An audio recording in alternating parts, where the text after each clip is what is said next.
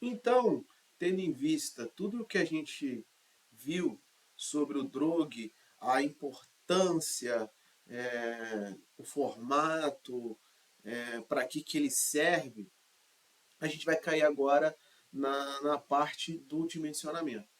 Nessa primeira parte, eu vou fazer uma análise física do sistema. Para quê? Para tentarmos achar a área.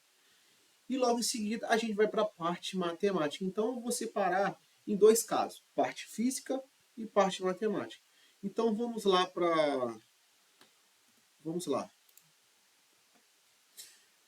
A gente tem aqui o nosso foguete, né, em queda, com o paraquedas acionado, né? Esse nosso desenho aqui, né? Esse nosso desenho. Então vamos lá. Para que a conta fique mais fácil, né? Para que o nosso sistema fique mais tranquilo, a gente vai adotar paraquedas e foguete como um corpo só. Pense em um bloco, por exemplo, ou pense em um único objeto. Despreze paraquedas, despreze o foguete. Pense apenas em um único objeto, né? Pela física, eu tenho uma força que está puxando ele para o solo, né? Essa força seria a força peso, né? Eu vou adotar essa força peso aqui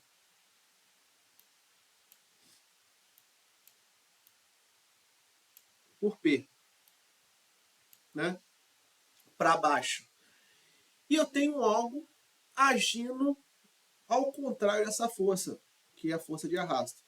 Perceba que a gente vai fazer praticamente os mesmos passos do vídeo da parte 1, né?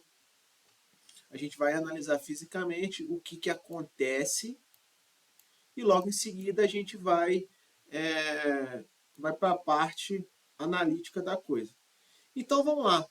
Eu tenho a peso para baixo e agindo ao contrário, a gente tem a força de arrasto que eu vou adotar como a força FRAR, né? A FAR.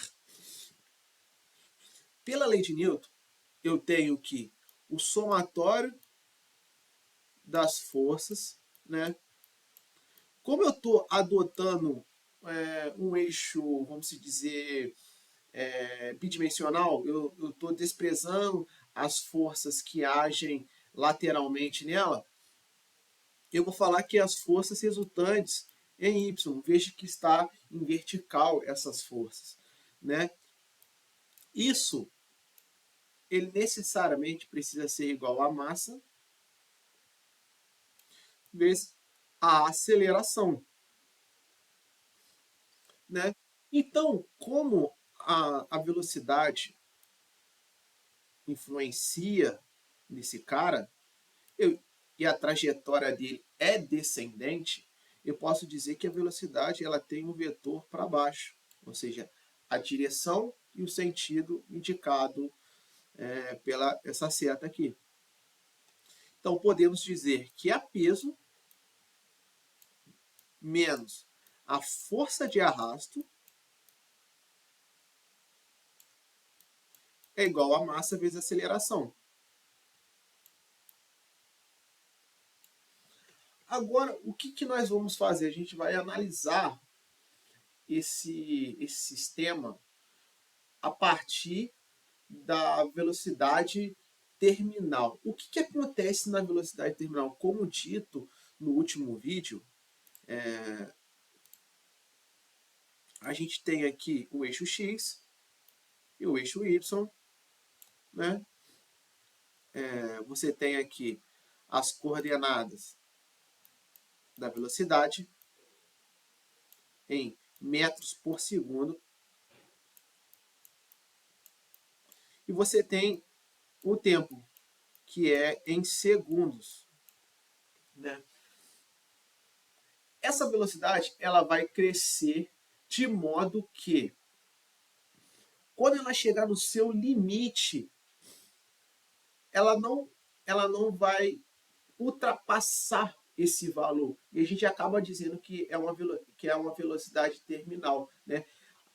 A curva dessa função, ela é mais ou menos assim, né? Você tem ela crescendo, né?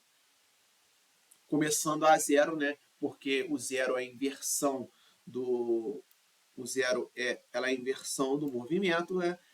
E a partir do momento que ela vai se tornando constante, ela vai tendendo a um valor. Perceba que esse valor é a velocidade terminal, que eu vou chamar de VT, né? E essa velocidade terminal, ela vai ser o limitante dessa velocidade. Então perceba que ao longo da trajetória, ou seja, ao longo da queda, a velocidade ela vai sempre se aproximar da velocidade terminal até tender a ela. Logo, podemos dizer que essa velocidade é constante. Sendo velocidade constante, eu tenho a aceleração igual a zero. Logo, eu tenho um equilíbrio entre as forças peso e a força de arrasto. Vou chamar de FAR, né? Passei para lá. Abrindo essas duas fórmulas, eu tenho a massa vezes a aceleração da gravidade igual a 1 meio a velocidade terminal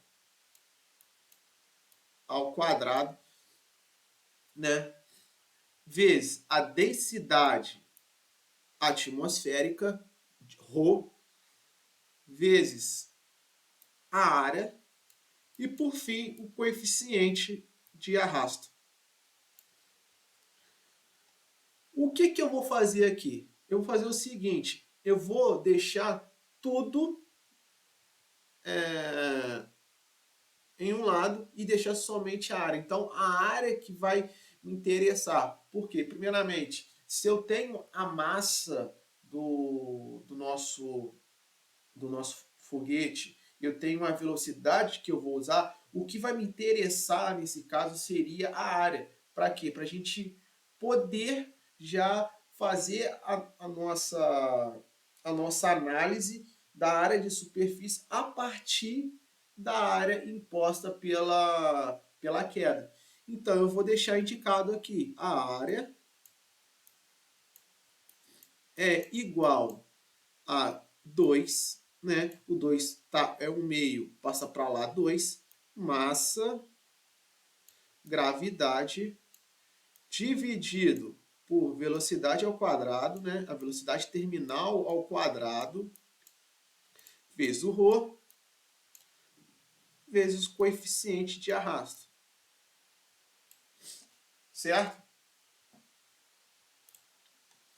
Perceba que essa parte física ela vai terminar agora, né? A parte 1 a gente já fechou, agora a gente vai para a análise da área do paraquedas. Então vamos fazer o seguinte, vamos guardar esse valor, vamos pegar esse valorzinho aqui, né? A gente vai deixar guardado porque a gente vai usar mais para frente, a gente vai colocar ele aqui, né? Vai colocar ele aqui, ó, guardadinho aqui. E a gente pode apagar o que a gente tem aqui, né? Então, nós temos o seguinte. Primeiro, a gente tem, recapitulando, a gente tem um sistema de força, né? A gente adotou esse sistema de força como um corpo único para simplificar o sistema. Então, a gente tem a força peso para baixo, a força gravitacional, e para cima, se opondo a ela, fazendo atrito, a gente tem a força de arrasto. Né? Então, o somatório das forças em Y vai ser igual a massa vezes a aceleração, lei de Newton. Né? Por fim, a gente tem a peso menos a força de arrasto é igual a zero. Por quê? Por causa da velocidade terminal. né? Então, a velocidade ela vai tender a um valor, e esse valor, quando chegar em um tempo, esse cara, a partir desse tempo, ele vai se tornar cada vez mais próximo da velocidade terminal. Logo, a gente pode dizer que é uma velocidade constante. Logo, velocidade constante, aceleração igual a zero.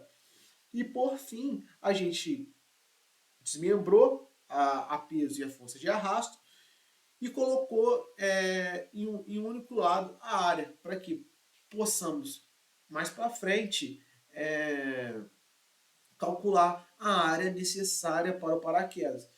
Esse cara ele é fundamental porque a partir dali a gente vai começar a brincar com o raio. A gente vai descobrir a partir da área que a gente adotou aqui. Então, essa é a parte 1. Vamos para a parte 2.